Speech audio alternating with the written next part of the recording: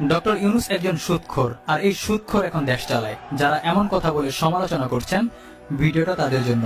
সাবেক নেত্রী শেখ হাসিনা নিজেও বলেছেন গ্রামীণ ব্যাংকটা তার নয়, সে এমডি পদে দায়িত্বে ছিলেন, মানে চাকরি করতেন। গ্রামীণ ব্যাংকটা তৈরি করেছিল জেনারেল এরশাদ সাহেবের আমলে।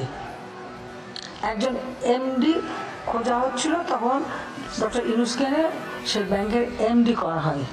এই ব্যাংক কিন্তু তার নিজের করা না।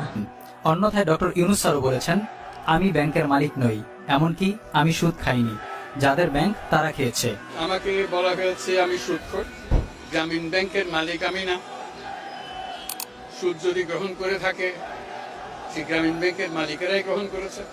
যেখানে শেখ হাসিনা নিজেও বলেছেন যে সে সুদের সাথে সম্পৃক্ত নয়। সে সেখানে এমডি হিসেবে চাকরি করত।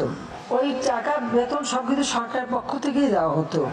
গ্রামীণ ফোনের ব্যবসাটা আমিই তাকে দিয়েছিলাম। সেখানে তার দলের